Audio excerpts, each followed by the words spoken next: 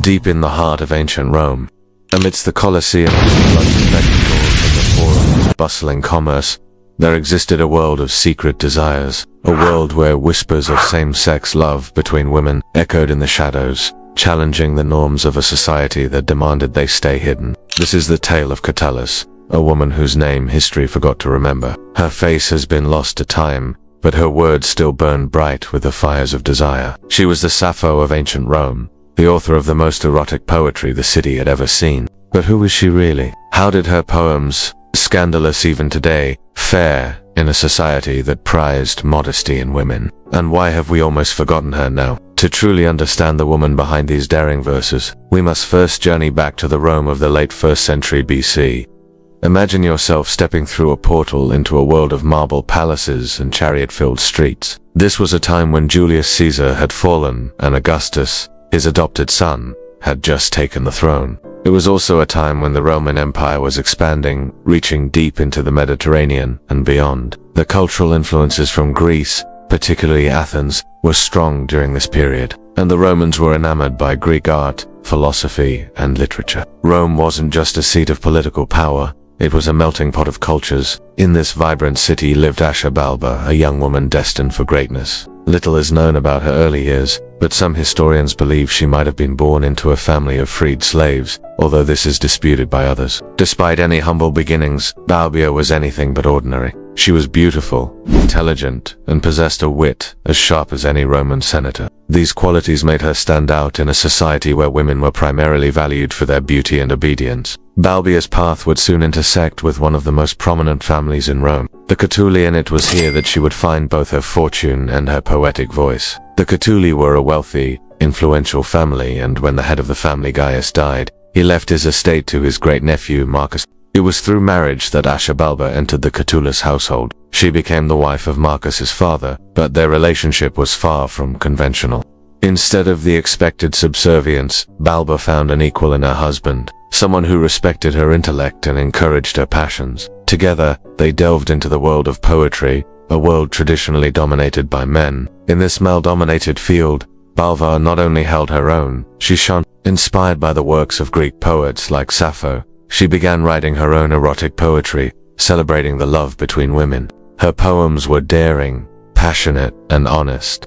They explored the depths of female desire and the complexities of love in a way that had never been done before in Roman literature. It was during this time that the world was introduced to the poet Catullus, a pseudonym under which Balbia published her scandalous works. The name Catullus may have been inspired by her admiration for the Greek poet Catullus, or it may have been a deliberate choice to obscure her identity. After all, writing about same-sex relationships in Rome was akin to courting disaster. In a society where women's sexuality was tightly controlled, the consequences of such open expression could be severe. Despite the risks, Balba poured her heart and soul into her poetry. She wrote about the joys and pains of love, the beauty of the female form, and the intoxicating experience of desire. Her words flowed onto the pages, breaking the molds and challenging the norms of Roman literature. Her collection of poems, likely comprising over 200 pieces, was a sensation in the underground literary circles of Rome. Readers were captivated by the honesty and passion in her verses. Her work became a whispered secret passed from one reader to another, creating a network of admirers who sought to own a copy of her forbidden poetry.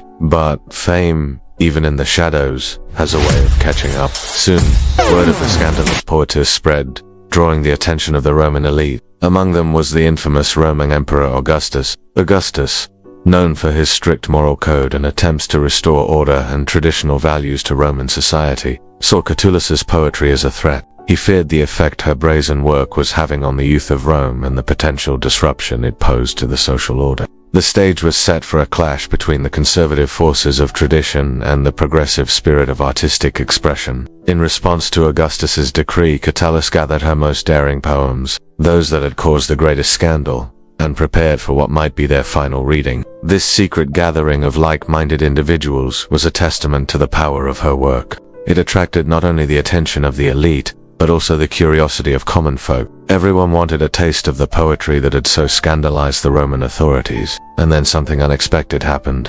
An anonymous author leaked substantial portions of Catullus's poetry to the public. Suddenly, the verses that were once circulated in secret were accessible to all. This act of defiance against Augustus's censorship was a turning point for Catullus and for Roman literature. The impact of this leak was immediate and profound.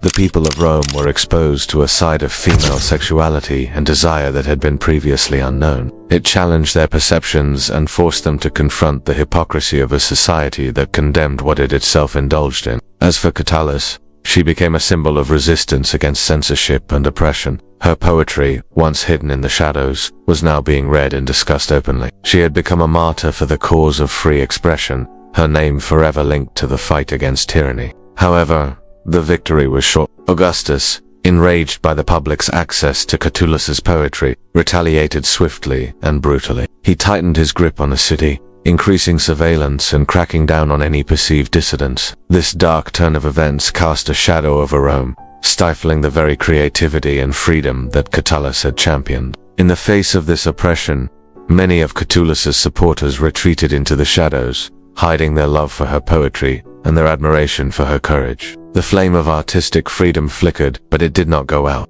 Despite the persecution, some copies of Catullus's poetry managed to survive, hidden away in private collections or buried with her devoted readers. The works that did survive offer us a glimpse into a world that was both scandalous and liberating. They allow us to hear the voices of women who dared to love each other freely, a radical concept in a society bound by rigid norms. The poems are filled with longing and desire, with passion and heartbreak. They tell the stories of secret meetings, stolen kisses, and the joy of being seen and heard. Through Catullus's verses, we meet women who take charge of their sexuality, who define their own desires, and who refuse to be silenced. One of the most famous poems attributed to her is The First Spring, which captures the awakening of desire and the exuberance of new love. Another powerful piece is Poem 68, an ode to Lesbia, believed to be a tribute to her partner, the painter Gaia Lesbia, known for her bold portraits of women.